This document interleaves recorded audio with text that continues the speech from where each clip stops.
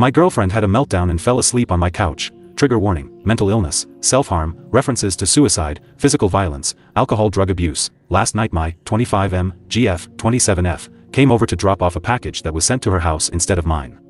She's been struggling with depression recently, and for the last 2 weeks she has not been acting herself at all. It seemed like she had not slept in days and her usual high-energy self was not there. I asked her if she was okay numerous times, but she kept pushing me away and gave one-sentence answers about how she is fine and I didn't need to worry. I know she has a history with suicide, but that was when she was a teenager and she has not thought of taking her life since she was 16. When she came over she was in really bad shape. Her hair was messy and there were bags under her eyes. There were some cuts on her arm that looked like self-harm and one of them was bleeding. Her voice was groggy and she was extremely quiet. She came into my apartment, put the package on the kitchen counter, said goodbye, and tried to leave immediately. She thanked me for being a good boyfriend, which caught my attention. I felt a sense of doom, so I stepped in front of the door and told her to stay for the night. She told me to move, but I said she was not in a good condition to drive and something bad might happen. Suddenly she hit me in the chest and said she wants something bad to happen. She broke down in tears and cried about how stressed out and unappreciated she felt. She talked about how she was the perfect student, and went to Berkeley like her parents wanted and became a nurse, but they never showed any support for her career. She gets pushed aside and hates how all the attention goes to her sister and she feels unnoticed. She cried about how stressful work has been and how understaffed her hospital is. She had not slept for 37 hours and tried to go to bed a couple hours earlier but couldn't fall asleep. She hates her body and how much she struggles with maintaining her weight. I picked her up and brought her to the couch, and she continued crying and told me she thought about crashing her car multiple times on the way to my apartment, and I would be better off with her being dead. She finished off by saying she doesn't feel human and how difficult it is to get out of bed, then fell asleep in the middle of crying. That all happened in a span of about 10 minutes. I laid her down on the couch and put a pillow under her head. I stopped the bleeding on her arm and put some bandages on the wound after I cleaned it. I put a blanket over her and stroked her hair for a while. I started crying watching her sleep. I knew she was going through a rough time, but I did not know how bad it was. I got a blanket and pillow and slept in front of the couch in case she woke up. It's 10 a.m. right now and she's still sleeping. She's been asleep for 14 hours and has not moved. I don't know what condition she's going to be in when she wakes up, but I hope she is calm and open to talk about getting help. Edit. Thank you for the replies. She woke up a couple hours ago after sleeping for 16 hours and she explained everything. She was at work 2 days ago and an elderly patient yelled at her and shoved her. She reached her breaking point, and when she got home she threw out her antidepressants. She gets a refill on Thursday, and went into a manic episode. She went to work yesterday without sleep, but walked out an hour into her shift and relapsed into self-harming. She decided she was going to drive into a tree, but wanted to see me one last time, so she dropped off the package to do so. Thankfully I saw the signs and stopped her, and she had her breakdown. She asked if she could stay with me for a couple of days, so we drove to her apartment to get some things. And she played music and sang her heart out. She wanted Wingstop, so I stopped to order her something, and she ran to a grocery store nearby while I was in line and got her favorite ice cream. We drove back to my apartment and ate, and she is currently taking a shower. When she gets out and dries off, I'm going to sit down with her and talk about what she wants to do regarding her job. I think she's going to quit TBH. I saw a comment asking me to call out for her, but I think she's going to call out entirely. She seems burnt out. I'm also going to bring up idea of her talking to a therapist again. Update 1. She took a mental health leave from her job and found a therapist this morning who she says will begin to see her next week. She got her medication refills on Thursday and has been trying to relax, but when I came home later that day she was not there. I texted her and she said she was out with friends and would be back soon. She came back a couple hours later with a brown bag but did not tell me what it was. She went into my bedroom to hide it and told me not to open it. I was a little concerned but decided not to push it. It turns out she was hiding cocaine in the bag. I am a firefighter and I work today and the next 2 days, and tonight she showed up at my station drunk and high out of her mind. She knocked on the door and my lieutenant opened it and I immediately recognized her drunk voice. She stumbled in asking where I was and started crying when she saw me. My lieutenant told me to take her home, so I guided her to the car and drove her back to my apartment. She started yelling about her job out of nowhere, then fell asleep. When I reached my apartment I carried her up the stairs and sat her down on the couch. There were wine bottles and a line of cocaine on my kitchen counter. I called the station and said I would be back in an hour and cleaned up the kitchen and made sure she was not at risk of overdosing. I have never been more mad in my life.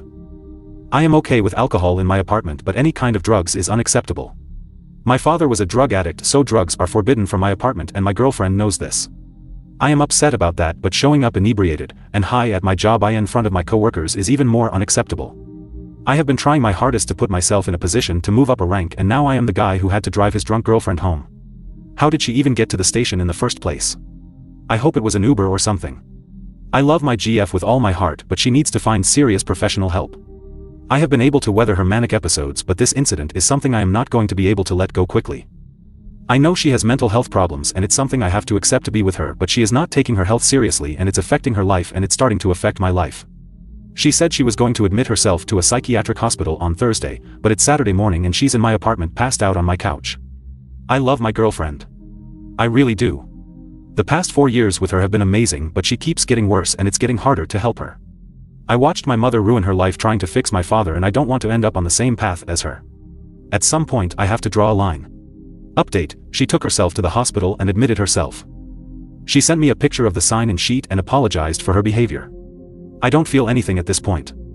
I get a break from her for a while, so that's nice. I might break up with her. Update 2, my GF was released from the psych ward yesterday and decided to break up with me for a while. She suffered a massive mental health crisis a couple of weeks ago and ended up taking a mental health leave from her job. She showed up at my work drunk and high on cocaine, and I had to take her home. She admitted herself to the hospital the next day and stayed for 2 weeks before she was released. Last night she knocked on my door before running back to her car. She left a box with all my things from her apartment and a letter attached to the box. In the letter, she said she needs to take a break from our relationship so she can take care of her mental health. She is in an extremely unstable condition and is receiving treatment for depression and suicidal ideation. She does not feel safe being around anyone at the moment and does not trust herself to make logical decisions around people. She is taking her medication and no longer feels like the world is ending, but she is going back to the hospital to receive assistance with her depression. She is also going to start eating full meals again and try put on weight. The next 3 pages of the letter were filled with her expressing her love for me and apologizing for her behavior. Because she knows I do not want drugs anywhere near my apartment, she asked one of her coworkers about a person they know who sells cocaine, and she bought a gram. She bought it in a brown bag along with some weed and hoped I would look at it and break up with her. When I didn't, she decided to sniff the cocaine and put a line on the kitchen table.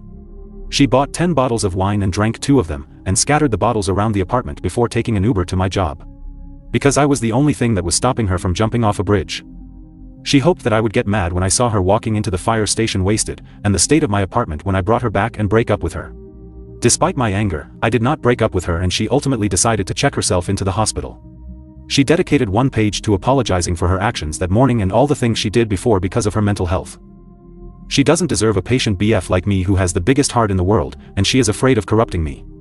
She told me to find a woman who does not have the same problems as her, and treat that woman with the same respect I gave her.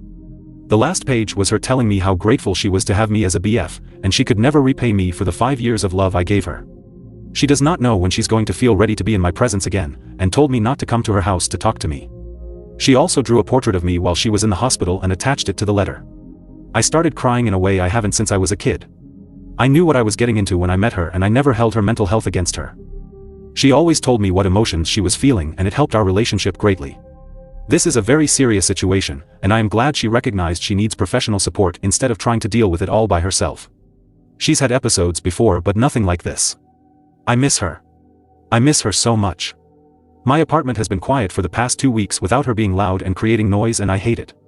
I miss holding her and rubbing her back while she fell asleep.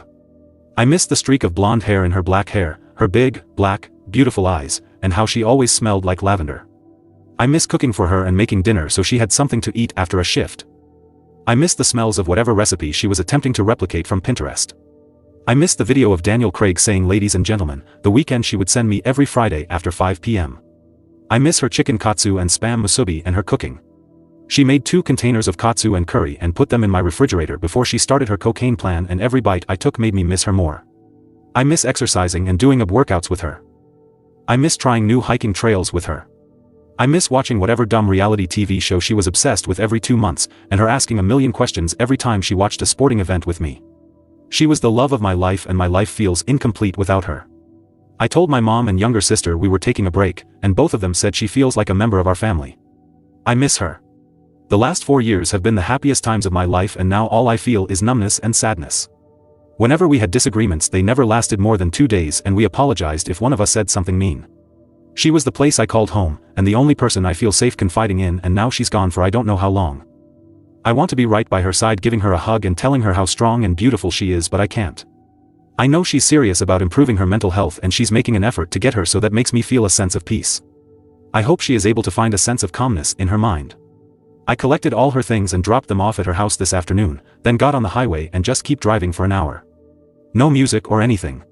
Just the sound of cars and my thoughts. She deserves to be happy and feel like she wants to live. It hurts to live without her. Edit. She has never done drugs before.